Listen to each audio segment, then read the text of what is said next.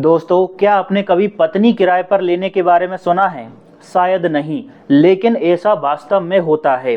मध्य प्रदेश के शिवपुरी और उसके आसपास के इलाकों में एक कुप्रथा वास्तव में मौजूद है, जिसे धड़ीचा कहा जाता है।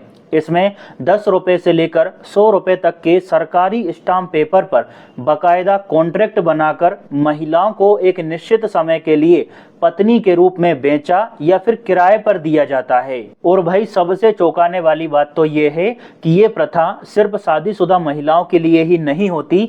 इस मार्केट में खुद माता पिता और घर के बड़े बुजुर्ग अपने घर की कुंवारी बेटी को भी एक प्रॉपर ऑफिशियल एग्रीमेंट के बेसिस पर 1 महीने या 1 साल के लिए रेंट पर देते हैं। दोस्तों, आज मैं आपको इस बेहद ही दर्दनाक और हैरान करने वाले सिस्टम के बारे में बताने जा रहा हूं, जिससे सभी परिचित हैं, पुलिस वालों को भी इसकी जानकारी होती है, लेकिन बहुत कम चांसेस होते हैं कि एक्शन लिया जाता है। तो इस वीडियो को ध्यान से देखिएगा। दोस्तों, महिलाओं को खरीदने और बेचने के लिए 2 पक्षों के बीच में समझौता होता है और उस महिला के लिए किराए की रकम तय की जाती है। एक बार जब दोनों पक्षों द्वारा सौदा तय हो जाता है तो वो एक एग्रीमेंट पर हस्ताक्षर करते हैं।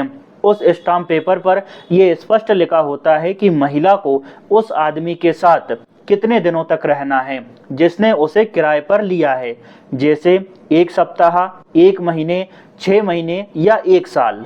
और इस दौरान दोस्तों, महिलाओं के साथ लगातार शोषण भी होता है। समझौते की अवधि समाप्त होने के बाद में उस महिला को उसके माता पिता या पति के पास में वापस भेज दिया जाता है, ताकि उसे किसी नए ग्राहक को फिर से किराए पर दिया जा सके।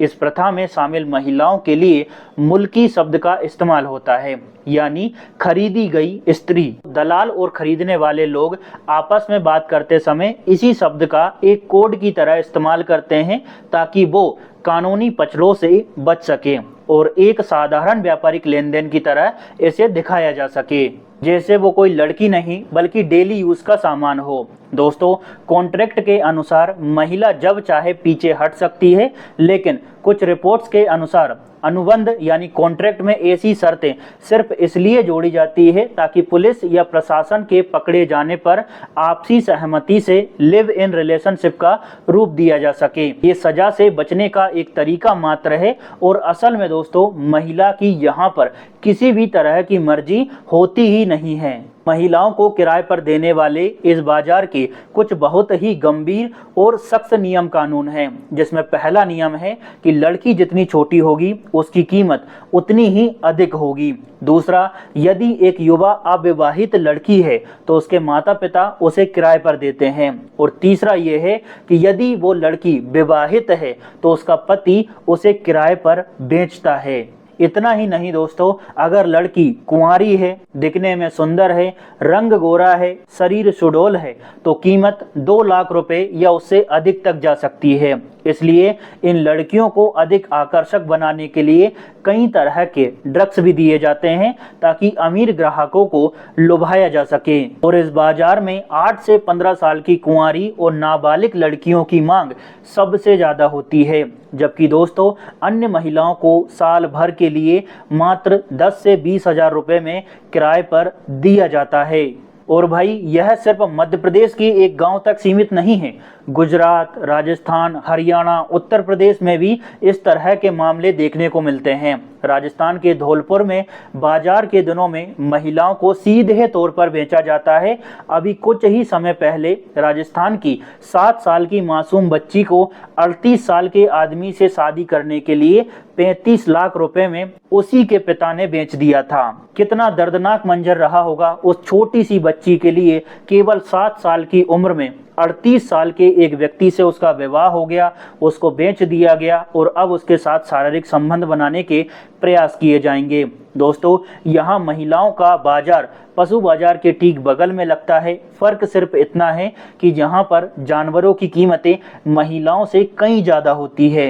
कुछ समय पहले ही गुजरात में एक ऐसा मामला सामने आया था, जहां एक खेतीहार मजदूर ने अपनी पत्नी को 1 महीने के लिए जमींदार को किराए पर दे दिया था, केवल और केवल 8,000 रुपए के लिए। और ये सब कुछ प्रूफ आप स्क्रीन पर देख सकते हैं। दोस्तों, भारत में दहेज मांगना एक दंडनीय अपराध है, लेकिन सामाजिक और आर्थिक रूप से पिछड़े परिवार लड़कियों को केवल और केवल बोझ मानते हैं, क्योंकि उनकी शादी करना काफ़ी महंगा होता है और अमीर लोग इनकी मजबूरी का फ़ायदा उठाते हैं।